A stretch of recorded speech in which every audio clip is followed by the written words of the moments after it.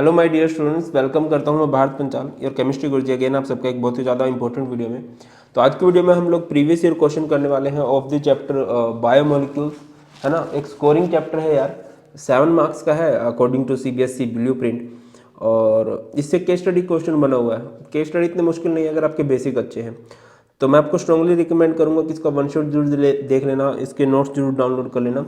Notes आपको मिल जाएंगे, search कर लेना biomolecules chemistry notes by Bharat Panchal sir और biomolecule one shot by Bharat Panchal sir, है ना।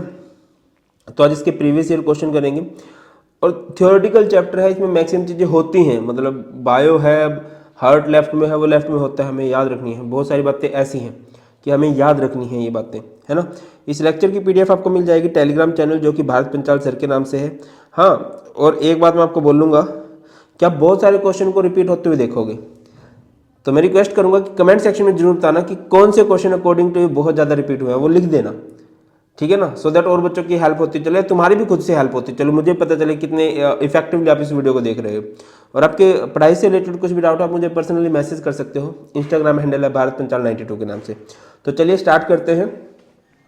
पहला क्वेश्चन है, which of the following is known as dextrose. इनमें से कौन सा ऐसा है जो डेक्सट्रोज है, और वो है भैया ग्लूकोज आपका। क्लियर है। नेक्स्ट है alpha D plus glucose and beta D plus glucose are. ये क्या होते हैं बेटा जी? एनोमर्स होते हैं। एनोमर्स किसे कहते हैं?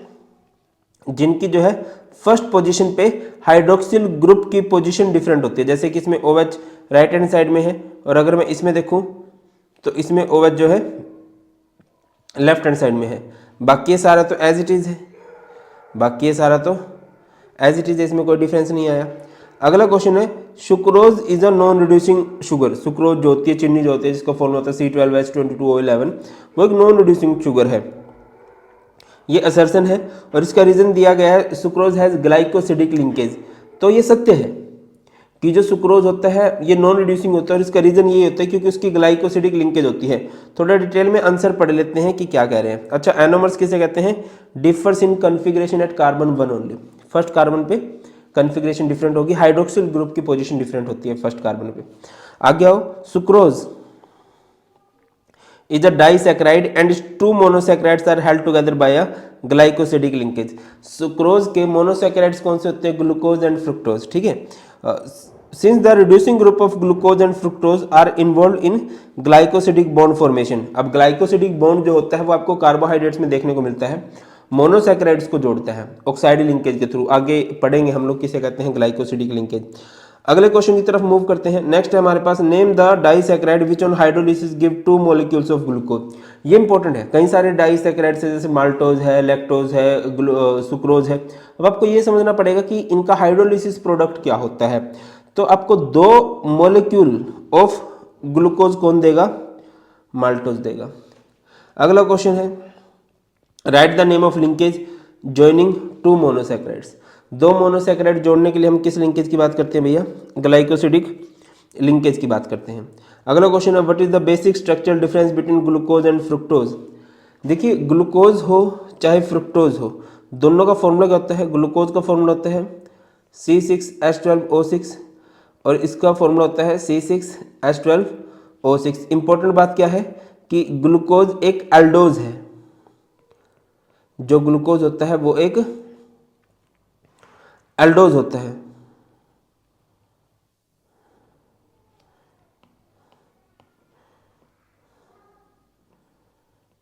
ठीक है, जो ग्लूकोज है वो एक एल्डोज है, और जो फ्रुक्टोज है वो एक कीटोज है।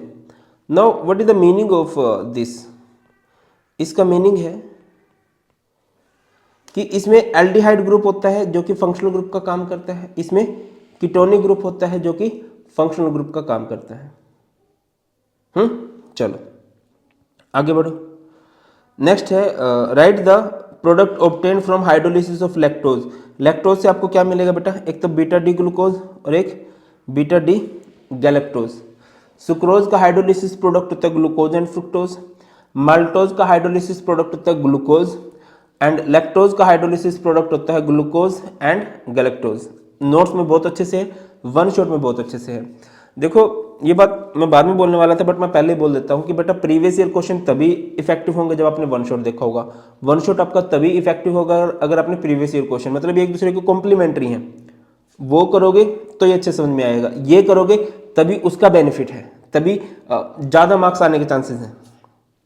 आगे बढ़ते हैं, नेक्स्ट क्वेश्चन है, define the term polysaccharide. Polysaccharide किसे कहते हैं? देखिए सैकेराइड वर्ड जो यूज किया जाता है वो कार्बोहाइड्रेट्स के लिए यूज किया जाता है। एक मोनोसैकेराइड है, मोनोसैकेराइड का मतलब होता है कि जो सिंपलेस्ट कार्बोहाइड्रेट है जिसको आप हाइड्रोलाइज नहीं कर सकते। इसके बाद ओलिगोसैकेराइड्स आते हैं, ओलिगोसैकेराइड्स का मतलब होता है जो कुछ मॉलिक्यूल्स ऑफ मोनोसैकेराइड देते हैं।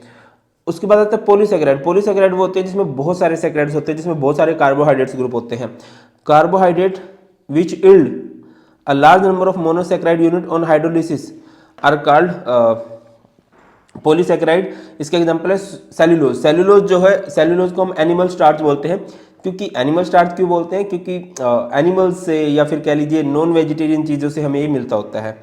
ठीक है, यहाँ पर एक दूसरा एग्जाम्पल भी हो सकता है, और उसका दूसरा एग्जाम्पल है बेटा जी स्टार्च। क्या है? स्टार्च है। स्टार्च का फॉर्मूला होता है C6H10O5 N, और यहाँ पर N की वैल्यू होती है 100 टू 100 गलत लिख दिया, 100 टू 3000, और प्लस में इसको N टाइम्स ऑफ H2 होगा, और जब आप इसको H पॉजिटिव के प्रेजेंस में करोगे तो क्या हो जाएगा? C6H12O6, और यहाँ पर N जो है 100 टू 3000।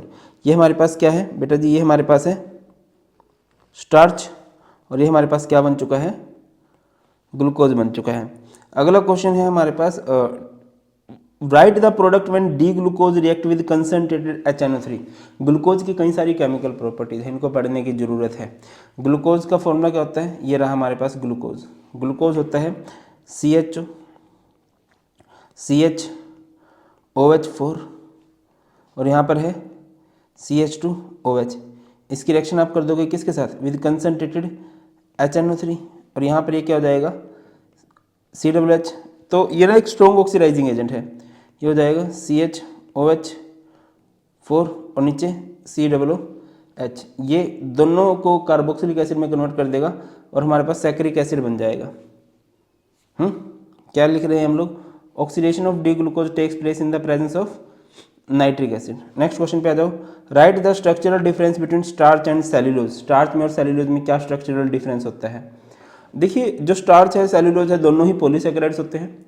एक जो है जो हमारा स्टार्च होता है ये हमें वेजिटेबल से मिलता है ना, और जो हमारा सेल्यूलोज है वो एनिमल स्टार्च बोलते हैं, नॉन लिविंग थिंग से नहीं, नॉन वेजिटेरियन से हमें मिलता है वो। ठीक है ना, और इनका मेन डिफरेंस क्या होता है वो देख लेते हैं, और मैं चाहूँगा कि इसको आप नोट बना के लिख लो, इंपॉर्टेंट सी बातें हैं। ठीक है ना, the basic structural difference between starch and cellulose is the linkage between the glucose unit. Starch में आपको क्या देखने को मिलती है? अल्फा डी ग्लाइकोसिडिक लिंकेज, और सेल्यूलोज में आपको कौन सी देखने को मिलती है? बीटा डी ग्लूकोज, वहाँ पर बीटा डी ग्लाइकोसिडिक लिंकेज होती है। यहाँ पर अगली बात क्या होती है कि ये क्या है? जो स्टार्च है, स्टार्च के कंपोनेंट क्या है? कंपोनेंट्स ऑफ स्टार्च अमाइलोज, अमाइलोपेस्टिन है, जिसमें कि अल्फा डी ग्लूकोज होते हैं। सेलुलोज में क्या होते हैं? Carbon 1 of 1 glucose unit is connected to carbon 4। देखो स्टार्च में अल्फा डी ग्लूकोज होते हैं, अल्फा डी ग्लाइकोसिडिक लिंकेज होती है। सेलुलोज में बीटा डी ग्लूकोज होते हैं, बीटा डी ग्लाइकोसिडिक लिंकेज होती है। क्लियर है? आगे बढ़ते हैं।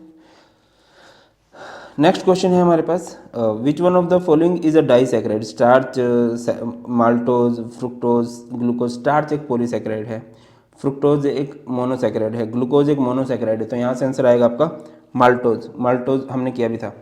ठीक है ना। अगला क्वेश्चन है, write the product obtained when D glucose react with H2NOH। देखिए ग्लूकोज होता है C≡OH, है ना, उसके बाद CHOH4, इधर CH2OH। इसकी रिएक्शन में किसके साथ करा दूंगा? किसके साथ कराई गई है? NH2OH। NH2OH का मतलब होता है हाइड्रोक्सिल अमाइन, तो यहाँ से ये H2 और यहाँ से O बाहर निकल जाएगा, H2 बाहर निकलेगा और यहाँ पर क्या हो जाएगा C, इधर H double bond N OH, इधर CH OH4, इधर CH2 OH हो जाएगा। क्लियर है? ये देखे बिलो, ये CH2 CHOH4 CH2OH, इसकी रिएक्शन आपने NH2OH के साथ कराई। अच्छा, कई सारी रिएक्शन आप लोग जो है एल्डिहाइड कीटोन्स में पढ़ चुके हो। आगे बढ़ते हैं, नेक्स्ट बात करते हैं। और यहाँ पर देख लो, ये आपको दिखाई दे रहा होगा ये। आगे मूव करते हैं। विच one of the following is a monosaccharide? Starch, maltose, fructose, cellulose. Fructose. अगला क्वेश्चन है which of the two components of starch is water soluble? Starch के दो कंपोनेंट होते हैं, अमाइलोज एंड अमाइलोपेस्टिन। तो उसमें से जो अमाइलोज होता है वो वाटर सोल्यूबल होता है। Amylose is water soluble and amylopectin is insoluble in water. अगला क्वेश्चन है write the product formed on reaction of D glucose with Br2 water. ये हमारे पास डी ग्लूकोज है, इसकी अपने ब्रोमीन वाटर के साथ रिएक्शन कराई तो बेटा जी इसकी ऑक्सीडेशन हो जाएगी, सिर्फ इसकी ऑक्सीडेशन होगी। HNO3 में इन दोनों की ऑक्सीडेशन हो जाती थी। ठीक है ना? आगे बढ़ो। विच of the two components of starch, अच्छा ये हो चुका है। Write the product formed when glucose is treated with HI। तो ये हमारे पास ग्लूकोज है, HI उसकी रिडक्शन कर देता है। और रिडक्शन कुछ इस तरह से करता है कि जितनी भी ऑक्सीजन है सबको हटा के उधर हाइड्रोजन लगा देता है। अगर मैं यहाँ से लिखना चाहूँ, देखिए यह CHO, ये है CHOH4, इधर है CH2OH। आपने इसकी रिएक्शन करा दी किसके साथ? HI के साथ। तो क्या हो जाएगा ये हो जाएगा CH3, ये हो जाएगा CH2, इधर हो जाएगा CH3। अगला क्वेश्चन है define the term anomers. Anomers को हम लोग डिफाइन कर चुके हैं। The pair of stereoisomers which differ only in the configuration of hydroxyl group at carbon 1। जहाँ पर जिसमें हाइड्रोक्सिल ग्रुप की कार्बन 1 पे पोजीशन डिफरेंट होगी उसको हम एनोमर्स बोलते हैं। बाकी सब ये सारे का सारा जो है सेम होने वाला है। इसका alpha D glucose, beta D glucose बड़ा फेमस एग्जाम्पल है। अच्छा, एक और बात मैं आपको बोल दूं कि आपको पॉसिबल है, आपको किसी वन शॉट में, किसी प्रीवियस ईयर क्वेश्चन में डाउट्स आ रहे हैं, बेटा जी कमेंट सेक्शन आपके लिए है, बता देना। मैं दिन रात, अभी तो रात को ज़्यादा टाइम नहीं हुआ, 10 बजे हैं, बट मैं आज रात को 2-3 बजे तक वीडियो बनाने वाला हूँ। मैं बस ये कहना चाह रहा हूँ तुम्हें कि मैं तुम्हारे लिए दिन रात मेहनत करने को तैयार हूँ। मैं नहीं चाहता कि कल आप लोग ये एक्सक्यूज़ दो कि सर हमारी तो कोई हेल्प करने वाला था नहीं। कुछ भी डाउट्स आ रहे हैं आप कमेंट सेक्शन में बता दिया करो, मैं वीडियो बना दूंगा। चलिए आगे बढ़ते हैं। नेक्स्ट क्वेश्चन है define the term following term invert sugar. अब इन्वर्ट शुगर क्या होता है? An equimolar mixture of glucose and fructose. Glucose और फ्रुक्टोज का इक्विमोलर मिक्सचर होता है। अब ग्लूकोज फ्रुक्टोज किससे मिलते हैं? By the hydrolysis of sugar in the presence of acid या फिर एंजाइम, और उस एंजाइम का नाम होता है इन्वर्टेज। क्या होता है? आपने क्या लिया? शुगर लिया। शुगर का फॉर्मूला होता है C12H22O11। इसकी हाइड्रोलिसिस कर दी आप लोगों ने इन the presence of enzyme. Enzyme क्या हो सकता है भाई? एंजाइम यहाँ पर ले लो इन्वर्टेज। ठीक है, तो आपको क्या मिल जाएगा? C6H12O6 ग्लूकोज, C6H12O6 जो कि है फ्रुक्टोज। ठीक है ना, इसी को इन्वर्ट शुगर बोलते हैं। नेक्स्ट क्वेश्चन है what is glycosidic linkage. Glycosidic linkage मैंने बता दिया था, the two monosaccharides are joined together by an oxide linkage formed by the loss of water molecule, such linkage is called glycosidic linkage. ठीक है, जैसे कि ये हमारे पास ऊपर एक ग्लूकोज की यूनिट है, ये हमारे पास एक फ्रुक्टोज की यूनिट है। एक्चुअल में क्या हुआ होगा मैं बताता हूँ कि इसके पास रहा होगा इधर OH, इसके पास रहा होगा इधर OH। तो यहाँ से किसका लॉस हुआ होगा बेटा जी? इसके OH का और इसके H का लॉस हुआ होगा। OH और H बाहर निकल गए होंगे, तो यहाँ पर ये चीज़ आपकी बन गई होगी। इसको ही हम लोग क्या बोलते हैं? ये जो है यहाँ से दोनों जुड़े हुए हैं, ये इस पॉइंट को हम लोग क्या बोलते हैं? This point is known as, इसी को क्या बोला जाता है? Glycosidic linkage. Glycosidic linkage. अगला क्वेश्चन है name two components of starch. आपको पता है दो कंपोनेंट कौन से हैं भाई? स्टार्च के दो कंपोनेंट है, अमाइलोज एंड अमाइलोपेस्टिन। अभी थोड़ी देर पहले मैंने आपको बताया है। आप लोग मुझे बताओ इनमें से कौन वाटर सोल्यूबल है, कौन वाटर इनसोल्यूबल है? अगले क्वेश्चन की तरफ चलते हैं। Define the following term oligosaccharides. Oligosaccharides किसे कहते हैं? Saccharide word is use for carbohydrate. Oligo का मतलब होता है which gives 2 to 10 molecules of monosaccharides on hydrolysis. ठीक है, एग्जाम्पल हो जाएगा सुक्रोज, लैक्टोज, माल्टोज। ठीक है ना, इनमें से जो सुक्रोज होता है वो नॉन रिड्यूसिंग होता है, बाकी लैक्टोज माल्टोज जो होते हैं वो रिड्यूसिंग होते हैं। Come to the point. तो जैसे कि सुक्रोज की बात कर रहा हूँ मैं, C12H22O11। आप इसकी हाइड्रोलिसिस करोगे इन द प्रेजेंस ऑफ एंजाइम कर सकते हो या इन the presence of H positive भी कर सकते हो, तो आपको 2 मॉलिक्यूल मिलेंगे C6H12O6, C6H12O6। इसे क्या बोलते हैं? ग्लूकोज। इसे क्या बोलते हैं? फ्रुक्टोज। क्लियर है। नेक्स्ट क्वेश्चन है इन्वर्ट शुगर। इन्वर्ट शुगर बता चुका हूँ भाई, क्या होती है? Equimolar mixture of glucose and fructose obtained by hydrolysis of sucrose in the presence of an acid और the enzyme invertase called invert sugar. अगला क्वेश्चन है write the reaction showing the presence of following open structure an aldehyde group. अब आपको कैसे पता चलेगा कि aldehyde group है? एल्डिहाइड ग्रुप के लिए आप लोग इसकी रिएक्शन करा दो किसके साथ? ब्रोमीन वाटर के साथ, तो आप नोटिस करोगे कि सिर्फ ये सिर्फ ब्रेथ में कन्वर्ट हो जाएगा। अब अगली बात आपको कैसे पता चलेगा प्राइमरी अल्कोहल है? देखिए अल्कोहल की प्रेजेंस के लिए आप लोग इसकी रिएक्शन करा सकते हो विद एसिटिक एनहाइड्राइड। इधर करवा देता हूँ मैं। देखिए ये हमारे पास है aldehyde CH double bond O, इधर आएगा CHOH4, इधर आ जाएगा CH2OH। इसकी रिएक्शन आप लोगों ने करा दी विद एसिटिक एनहाइड्राइड, ये हो जाएगा CH3 C double bond O C double bond O CH3। पता नहीं भाई को क्या ही दिक्कत है एसिटिक एनहाइड्राइड को, इससे रहा नहीं जाता। जब भी अल्कोहलिक ग्रुप को देखता है ना, बहुत सारी रिएक्शन आप देखोगे कि ये मिलती जुलती हैं किससे? एल्डिहाइड कीटोन वाले से। तो ये चीज़ यहाँ से बाहर, ये क्या बन जाएगा? CH3 C double bond O OH, और इधर CHO, इधर CHO C double bond O CH3, और इधर CH2O C double bond O CH3। ये 4 टाइम्स है, इसे बोलते हैं ग्लूकोज पेंटासीटेट। आगे बढ़ो नेक्स्ट क्वेश्चन की तरफ। नेक्स्ट अभी हमारे पास write chemical reaction to show that open structure, मतलब समझ रहे हो कि ग्लूकोज की स्ट्रक्चर्स वाला जो पॉइंट है ना एनसीईआरटी में, वो बहुत डिटेल में देख लेना। प्रीवियस ईयर में बहुत बार इससे क्वेश्चन बने हुए हैं। स्ट्रेट चेन को एक्सप्लेन करने के लिए हम लोग उसकी रिएक्शन करा सकते हैं HI in the presence of red phosphorus. तो आप ऑब्जर्व करोगे कि जो ग्लूकोज है हाइड्रोकार्बन में कन्वर्ट हो जाएगा, जो कि है एनहेक्सेन। अगली बात है 5 एल्कोहलिक ग्रुप। एल्कोहलिक ग्रुप अगर आपको पता करने हो तो किसके साथ रिएक्शन करा दो? एसिटिक एनहाइड्राइड के साथ, तो आपको क्या मिल जाएगा? Glucose pentaacetate. Aldehyde as function carbonyl group, तो इसकी रिएक्शन करा दो ब्रोमीन वाटर, जो कि एल्डिहाइड को कन्वर्ट कर देगा कार्बोक्सिलिक एसिड में। अगला क्वेश्चन है what happens when D glucose is treated with bromine water. आपको पता है क्या होगा? COH। ये एसिटिक एनहाइड्राइड के साथ भी आपको पता है क्या बन जाएगा? ग्लूकोज पेंटासीटेट। HCN के साथ हमने नहीं किया है, तो ये रिएक्शन मैं आपको करवा देता हूँ। ओके, बहुत शानदार है ना, शानदार ही करते हैं। ये C डबल बॉन्ड OH, इधर CHOH4, इधर CH2OH। इसकी रिएक्शन आप लोगों ने किसके साथ करा दी?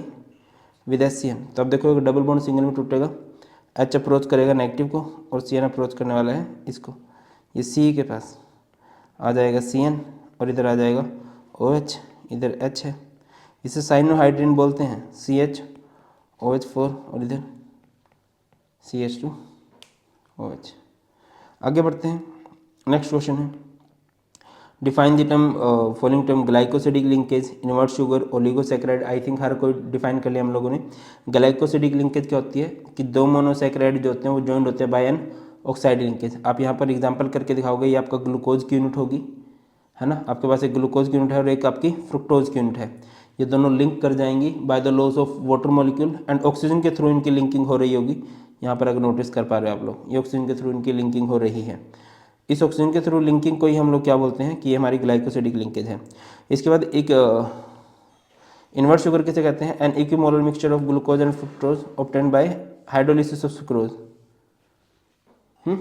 अगला है ओलिगोसैकेराइड। ओलिगोसैकेराइड किसे कहते हैं? Which give 2 to 10 molecule of monosaccharide on hydrolysis.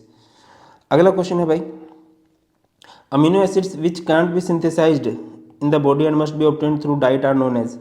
देखिए, दो तरह के अमीनो एसिड्स होते हैं इस बेस पे, तो कौन किसको हमारी बॉडी सिंथेसाइज कर सकती है, किसको हमारी बॉडी सिंथेसाइज नहीं कर सकती।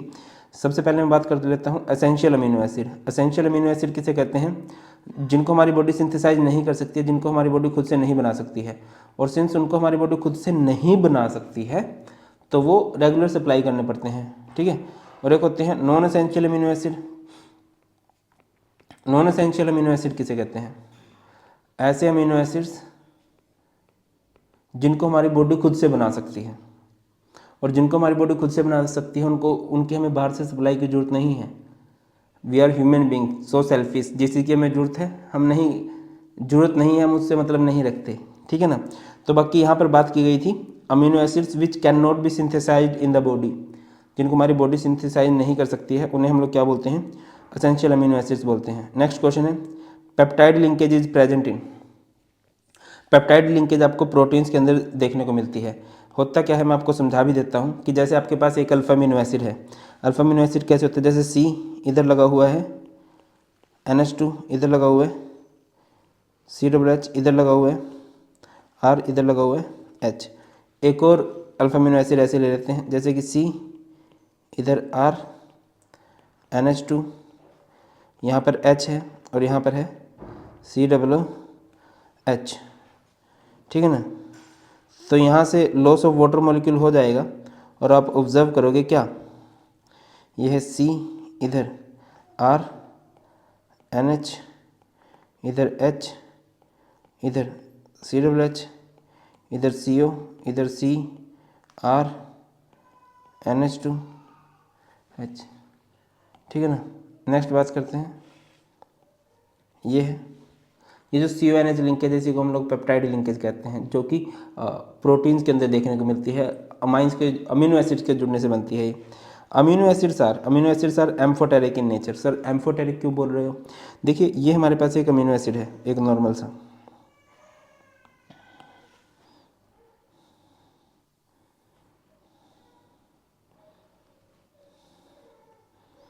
ठीक है ना। अब अगर आप इस अमीनो एसिड को ध्यान से देखो तो इसके पास NH2 ग्रुप है। NH2 ग्रुप जो होता है बेसिक होता है, और COOH ग्रुप है वो एसिडिक होता है।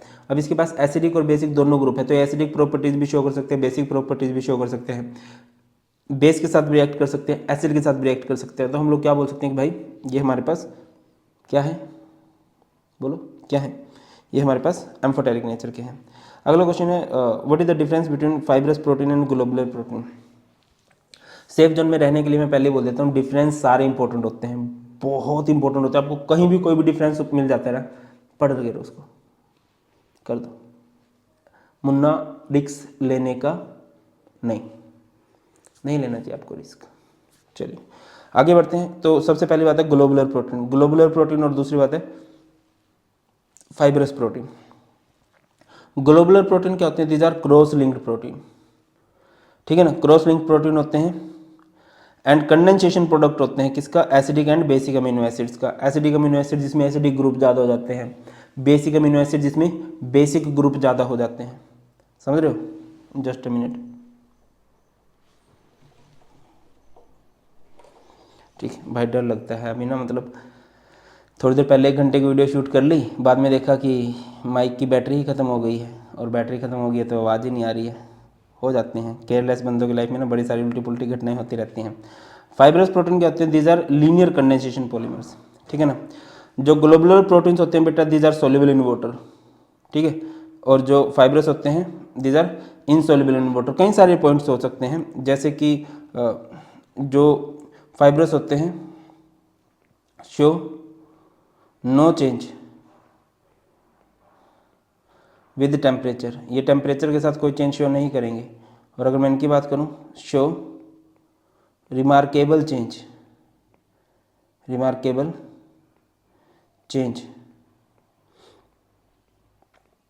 विद चेंज इन टेम्परेचर, इनमें फ़र्क पड़ता है। आगे बात करें, एग्जांपल्स बहुत इंपॉर्टेंट होते हैं ग्लोबुलर के हैं, एग, एल्ब्यूमिन, एंजाइम्स, और इसके एग्जांपल हैं हेयर एंड सिल्क। ठीक है। अगली बात, इनके अंदर बॉन्डिंग की बात करें, ग्लोबुलर में आपको देखने को मिलेगी कौन सी, अच्छा ये क्या होते हैं, 3D फोल्डेड स्ट्रक्चर होता है इनका, और इनका कैसा होता है, लीनियर थ्रेड लाइक स्ट्रक्चर होता है। क्लियर, आगे बढ़ते हैं, नेक्स्ट बात करते हैं, give one example for fibrous proteins and globular protein. मैं चाहूंगा ये आप लोग खुद से बताओ, अभी पीछे ही बताया है। अगला क्वेश्चन है, amino acid show amphoteric behaviour. अभी बताया था, as amino acid have both acidic and basic group in the same molecule they react with both acid and base, hence they show amphoteric behaviour. ठीक है ना, amphoteric compound जो होते हैं वो एसिड और बेस दोनों के साथ रिएक्ट कर सकते हैं। अगला क्वेश्चन है, what is the difference between acidic amino acid and basic amino acid. ठीक है, वन शॉट देखा होगा तो ऑब्वियसली बहुत अच्छे से कर भी लोगे। वैसे तो सबको मतलब 90% क्वेश्चन आप कर सकते हो, 10% क्वेश्चन में भी आपको नहीं मिले। तो देखिए, एसिडिक अमीनो एसिड्स में क्या होता है बेटा, are those which contain more number of carboxyl group. ठीक है, और बेसिक अमीनो एसिड कौन से होते हैं, those group which contain more number of amino group. समझो कि ये है कार्बन, ये है COOH, ये है NH2। तो अभी तो सब बैलेंस है, एक एसिडिक ग्रुप है, एक बेसिक ग्रुप है। अगर मान के चलो इधर ना एसिडिक ग्रुप ज़्यादा हो जाए, ठीक है, तो ये acidic amino acid carboxyl group ज़्यादा हो गए। पॉसिबिलिटी ये भी थी कि इधर आपके बेसिक ग्रुप ज़्यादा हो जाते, ठीक है ना, NH2 ग्रुप अमीनो ग्रुप ज़्यादा हो जाए तो ये बेसिक भी हो जाएगा। अगला क्वेश्चन है, what type of linkage is responsible for the formation of protein. Starting में पढ़ा है, प्रोटीन्स की फॉर्मेशन के लिए कौन सी लिंकेज इंपॉर्टेंट होती है भाई, पेप्टाइड लिंकेज। अगला है, define essential amino acid. Define कर चुके हैं, those amino acid which can not be synthesized in the body और must be supplied through diet are known as essential amino acid. Example है वैलिन, ल्यूसीन।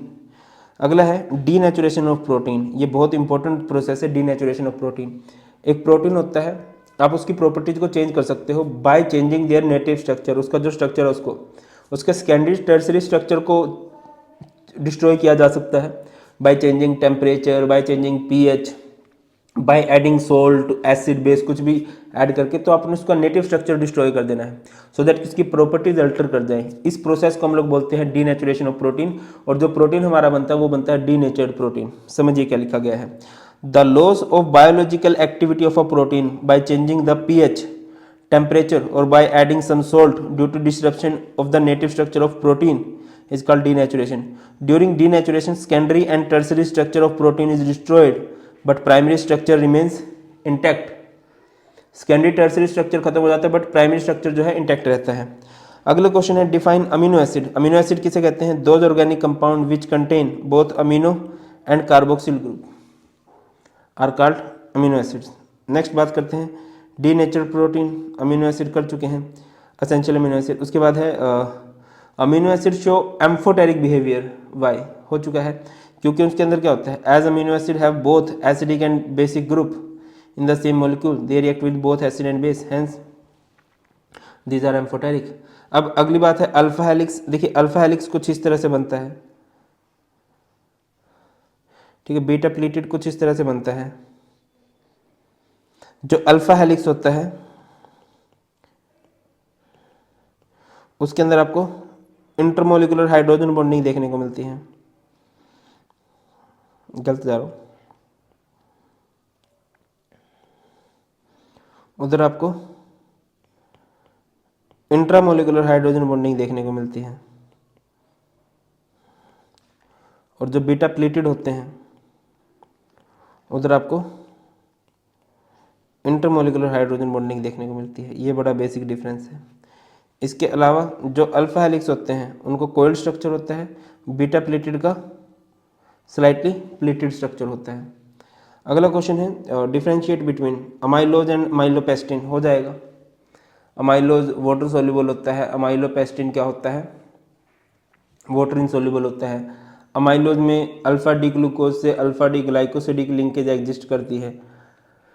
अमाइलोपेस्टिन के अंदर beta D glucose होते हैं और उनके अंदर beta D glycosidic linkage exist करती है। थोड़ा सा देख लेते हैं, amylose is a linear condensation polymer, लिख लो, ठीक है ना। अमाइलोपेस्टिन इज हाईली ब्रांच पॉलीमर, वो लीनियर है, लाइन जैसा होता है, इसमें ब्रांचेज होती हैं, समझते हो। लीनियर मतलब कुछ इस तरह स्ट्रक्चर हो जाएगा और ब्रांचेज मतलब कुछ इस तरह से, ब्रांचेज निकली होंगी, ठीक है ना। ये किससे मिलके बनता है? अल्फा डी ग्लूकोज से। किससे बनता है भाई? Alpha D glucose. और ये भाई साहब किससे बने होते हैं? अच्छा, इसमें अल्फा ही होता है, वो स्टार्च था जिसमें बीटा डी ग्लूकोज होता है, सो सॉरी, ठीक है। इसमें जो लिंकेज होती है वो कहाँ कहाँ पर होती है? कार्बन 1 कार्बन 4, एक का कार्बन 1 दूसरे का कार्बन 4, और इसमें जो लिंकेज होती है कार्बन 1 एंड कार्बन 6। क्लियर है? बस यही है। अगला है peptide linkage, glycosidic linkage. Peptide linkage आपको प्रोटीन्स में देखने को मिलती है जिसमें अमीनो एसिड जुड़ते हैं। ग्लाइकोसिडिक लिंकेज आपको कार्बोहाइड्रेट्स में देखने को मिलती है जिसमें मोनोसैकेराइड्स जुड़ते हैं। लिखा गया है peptide linkage is an amide linkage formed between COOH group of one alpha amino acid and NH2 group of other amino acid by loss of a molecule of water, whereas a linkage between two monosaccharide unit through oxide atom is called glycosidic linkage। आगे बढ़ते हैं। Fibrous globular protein हो जाएगा, पढ़ा है, बहुत अच्छे से पढ़ा है। नेक्स्ट क्वेश्चन है peptide linkage, primary structure, denaturation. Peptide linkage हो चुकी है।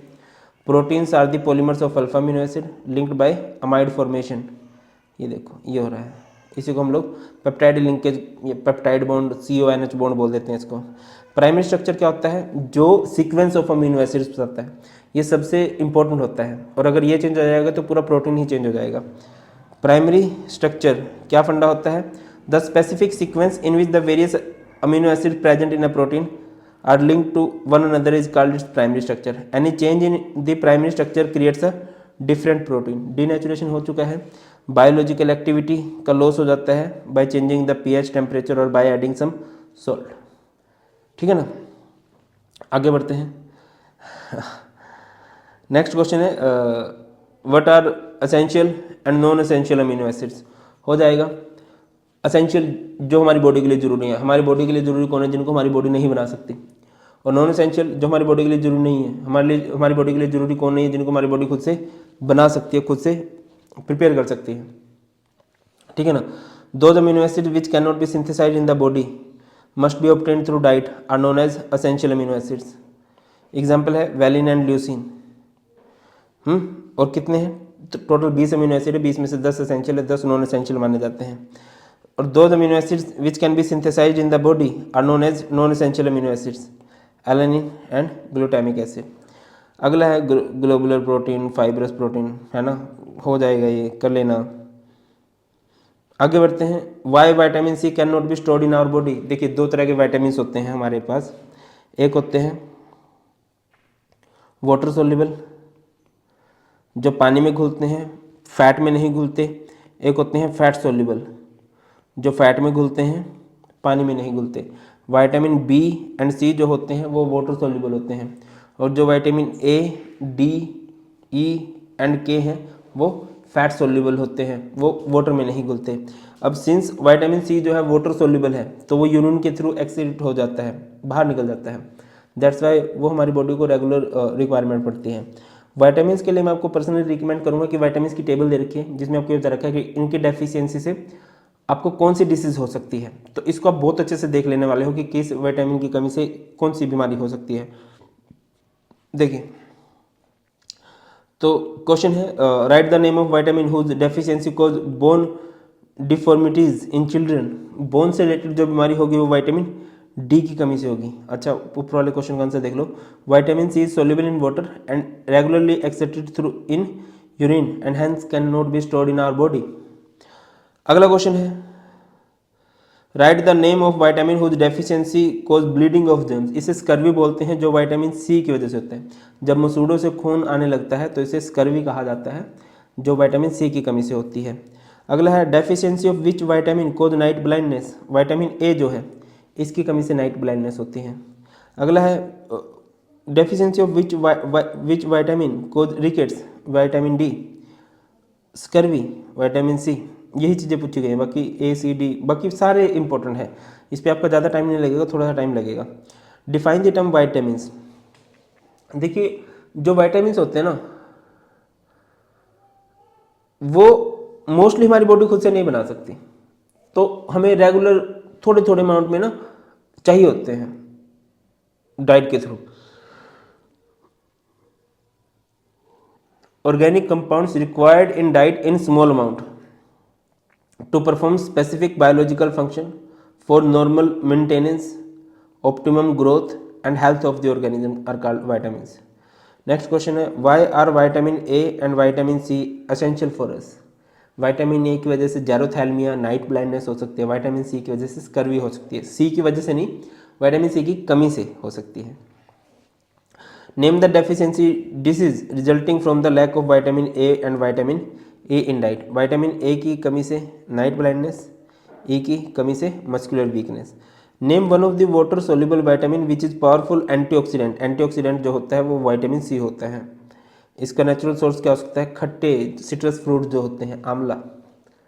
ठीक है। Name the only vitamin which can be synthesized in our body. Name the disease cause due to the deficiency of this vitamin.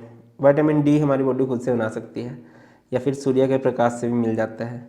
इसकी वजह से rickets हो जाती है, हड्डियों से रिलेटेड जो प्रॉब्लम होती हैं वो विटामिन डी की वजह से होती हैं। How are hormones and vitamins different in respect of their sources and functions. तो हार्मोन्स क्या होते हैं बेटा, हार्मोन्स का काम होता है बॉडी के एक पार्ट से मैसेज को लेके अलग अलग ऑर्गन्स तक पहुंचाना कि भाई तुझे ये करना है, तुझे ये करना है। और विटामिन्स का काम क्या होता है कि लाइक इनकी कमी से बीमारी होने लग जाती है, तो बॉडी के अंदर कुछ खास फंक्शन, कुछ खास तरह की ग्रोथ दिखाने के लिए हमें विटामिन्स की जरूरत पड़ती है। तो हार्मोन्स कहते हैं the biomolecule which transfer information from one group of cell to distant tissues और ऑर्गन। विटामिन्स किसे कहते हैं, these are essential dietary factors required by an organism in small quantity. Source क्या होता है, ये हमें डक्टलेस ग्लैंड्स में मिलते हैं और ये हमें कहाँ से मिलते हैं, खाने से मिलते हैं, जो भी हम खाते हैं। आगे बढ़ते हैं। How are vitamins classified. Name the vitamin responsible for the coagulation of blood. Vitamins को आप दो तरीके से क्लासीफाई कर सकते हो, water soluble, fat soluble vitamin, water soluble vitamin. और विटामिन के जो होता है वो रिस्पॉन्सिबल है for the coagulation of blood. Coagulation समझते हो ना, खून के थक्के जम जाना, गाढ़ा हो जाना।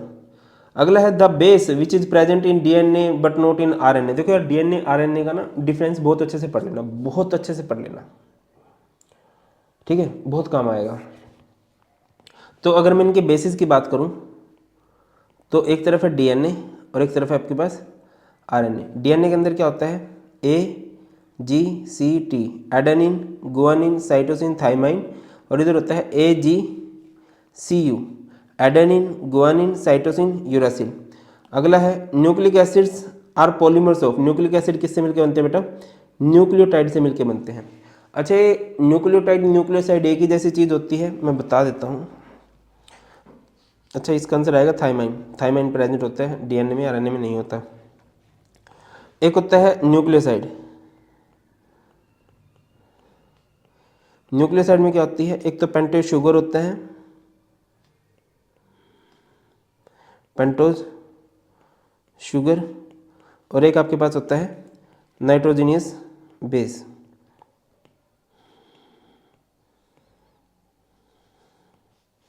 ऑन दी अदर हैंड अगर मैं बात कर लेता हूँ एक न्यूक्लियोटाइड की, न्यूक्लियोटाइड क्या है, क्या होता है न्यूक्लियोटाइड। न्यूक्लियोटाइड जो है मोनोमर होता है एक न्यूक्लिक एसिड का। इसके अंदर आपको क्या देखने को मिलता है, pentose sugar plus nitrogenous base plus phosphate group. ठीक है ना, आगे बढ़ते हैं। Next, nucleosides are composed of. Nucleoside जो है किससे मिलके बनते हैं, किससे मिलके बनते हैं भाई, एक नाइट्रोजिनियस बेस से और एक पेंटोज शुगर से। What is the difference between a nucleoside and a nucleotide, बता चुका हूँ भाई मैं। न्यूक्लियोसाइड किससे मिलकर बनता है, base and sugar, and nucleotide में बेस शुगर फॉस्फेट ग्रुप होता है। Name of the base that is found in nucleotide of RNA only. RNA में सिर्फ क्या एक्स्ट्रा था, यू था, वो यू मीन्स क्या होता है, यूरासिल। अच्छा, एक क्वेश्चन मिस हो गया। What type of linkage is present in nucleic acid. Nucleic acid में फॉस्फोडाइएस्टर लिंकेज बोलते हैं इसे, या फिर आप सिंपली एस्टर लिंकेज बोल सकते हो। Define the term nucleoside. Nucleoside क्या होता है, which contain pentose sugar and nitrogenous base, है ना। अगला है mention one important function of nucleic acid in our body. देखिए यार, हमारी जो शक्ल सूरत है, हमारी जो हरकतें हैं, हमारे पेरेंट्स से मिलती जुलती होती हैं। अब मैं टॉपिक को हम जितना मर्जी फ़नी बना सकते हैं, बट ठीक है, फ़नी नहीं बनाते, हम सीरियस नोट पे बात करते हैं कि हमारी प्रॉपर्टीज पेरेंट्स से मिलती जुलती है। ये काम है किसका? न्यूक्लिक एसिड का। और न्यूक्लिक एसिड में भी स्पेसिफिकली डीएनए का ये काम है। डीएनए इन हरकतों के लिए रिस्पॉन्सिबल है कि हमारी प्रॉपर्टीज पेरेंट्स से मिलती जुलती हो मोस्टली। ठीक है, लिखा गया है DNA is a reserve of genetic information and responsible for heredity transformation. पता नहीं आप लोग साउथ इंडिया की फिल्में देखते हो कि नहीं, आजकल बहुत अच्छी फिल्में बनने लगी हैं उधर। अब वो नहीं है कि पैर मारेंगे तो स्कॉर्पियो उड़ जाएंगी बहुत सारी। तो ना एक फ़िल्म देखी थी मैंने, मतलब बहुत अच्छी फिल्म लगी थी मुझे, चेन्नई वर्सेस चाइना, सूर्य सिंघम की फिल्म है। उसमें ये होता है कि जो कुंग-फू है वो हमारे यहाँ के एक राजा थे बोधिधर्मन, वो उधर गए थे। हमारे यहाँ का नहीं पता, उनको पता है। तो बोधिधर्मन की एक पीढ़ी चलती आ रही थी, तो उनमें भी कुछ प्रॉपर्टीज बोधिधर्मन जी वाली थी। चलो पॉइंट पे आते हैं। Glucose doesn't give 2,4 DNP test. देखिए ये आप लोग ज़्यादा अच्छे से कब कर सकते हो जब आपने एल्डिहाइड कीटोन्स भी ठीक से पढ़ा हुआ है। बाकी यहाँ पर देख लेते हैं, यहाँ पर ये क्या कह रहे हैं। Actually glucose exist in the cyclic hemiacetal form with only a small amount of the open chain form. Mostly ये साइक्लिक में एग्जिस्ट करता है, और जब मोस्टली साइक्लिक में एग्जिस्ट करता है ना, दैट्स वाई 2,4 डीएनपी टेस्ट नहीं दे सकता है। बहुत सारी रिएक्शन है, क्योंकि मोस्टली साइक्लिक फॉर्म में एग्जिस्ट करता है, तो बहुत सारी रिएक्शन ये नहीं दे सकता है। Since the concentration of the open chain form is low, its reaction with 2,4 DNP is reversible। अच्छा, आई थिंक हम बहुत इंपॉर्टेंट पॉइंट भूल चुके हैं। Right the structural and functional difference between DNA and RNA. DNA इधर मैं लिख देता हूँ डीएनए, इधर मैं लिख देता हूँ आरएनए। डीएनए की फुल फॉर्म क्या होती है? डीऑक्सी राइबो न्यूक्लिक एसिड, ठीक है ना। आरएनए की फुल फॉर्म क्या होती है? राइबो न्यूक्लिक एसिड,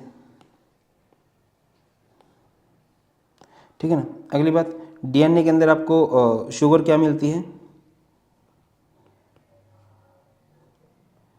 डीएनए के अंदर आपको शुगर देखने को मिलती है डीऑक्सी राइबोज, डीऑक्सी राइबोज। और आरएनए के अंदर शुगर आपको क्या देखने को मिलती है? राइबोज। इसके अंदर बेस क्या होता है? एजीसीटी, एजीसीटी एडेनिन गुआनिन साइटोसिन थाइमाइन। और इधर आपको बेस क्या देखने को मिलता है? एजीसीयू। क्या होता है एजीसीयू का मतलब? Adenine guanine cytosine uracil. आगे आ जाओ, बहुत शानदार। डीएनए का जो स्ट्रक्चर होता है ना, वो डबल हेलिक्स स्ट्रक्चर होता है, डबल हेलिक्स स्ट्रक्चर। क्या मतलब होता है डबल हेलिक्स का? और इसका स्ट्रक्चर कैसा होता है बेटा? It has single helix structure, single helix structure ये होता है। DNA has a unique property of replication. DNA can replicate. Replicate means ये बहुत ज़्यादा, मतलब 1 से 2, 2 से 4, 4 से 8, 8 से 16, इस तरह से चलते चलते हैं। ये कांट रेप्लिकेट, इसके अंदर कुछ ऐसा नहीं है कि ये रेप्लिकेट नहीं कर सकते, ठीक है ना। डीएनए जो प्रेजेंट होता है वो प्रेजेंट होता है in the nucleus of cell, ठीक है ना। ब्रदर कहाँ पर प्रेजेंट है? न्यूक्लियस ऑफ सेल में। जैसे कि सेल है, ये सेल है, सेल के न्यूक्लियस में प्रेजेंट होता है डीएनए। और आरएनए कहाँ पर प्रेजेंट होता है? In the cytoplasm of cell, cytoplasm of cell. जैसे कि ये है, ठीक है ना, ये हमारे पास है, इधर बाजू में साइटोप्लाज्म बना होगा, इधर आपको आरएनए मिलेगा। डीएनए का जो मेन फंक्शन होता है वो होता है heredity, responsible for the transfer of heredity effect from one generation to next generation. और जो आरएनए है, आरएनए का मेन काम क्या होता है कि वो प्रोटीन सिंथेसिस का काम करता है, प्रोटीन को सिंथेसाइज करने का काम करता है, बट वो मैसेज देता है डीएनए ही, ठीक है ना। क्या लिखा गया है, DNA is the chemical basis of heredity and is responsible for the maintaining the identity of different species. RNA molecules are responsible for protein synthesis, but the message for the protein synthesis of a particular protein is present in DNA। ये भी अच्छा question है। The two strands in DNA are not identical but are complementary। Identical नहीं होते हैं, identical कैसे होंगे, देखिए यहाँ पर कुछ इस तरह से बना गया है कि एक होता है प्यूरिन, एक होता है पिरिमिडिन, ये बेस में होते हैं। बायो वाले ज़्यादा रिलेट कर पाएंगे, ज़्यादा बोलूँगा नहीं, है ना, गलतियाँ पकड़ने जाने के चांसेस होते हैं। टी का बॉन्ड ए के साथ होता है, जी का बॉन्ड सी के साथ होता है, और ये आपको अलग अलग उसमें मिलेगा ऐसे ऐसे, दैट्स वाई ये इस तरह से लिंक करते चलेंगे, ठीक है। चलो देख लेते हैं एक बार क्या लिखा गया है। The two strands in DNA molecule are held together by hydrogen bond. पहली बात तो ये कि हाइड्रोजन बॉन्ड से जुड़े होते हैं। Between purine base of one and pyrimidine base of other, because of different size and geometries of the bases, the only possible pairing in DNA G and C, G और C का triple bond होता है, A और T का double bond होता है। Due to the base pairing principle, the sequence base in one strand automatically fix the sequence base in other strand. इसको थोड़ा सा पढ़ लेना, हैवी सी लाइन है, क्लियर है। अगला क्वेश्चन है, वो क्वेश्चन नहीं है, क्या पूछा गया है,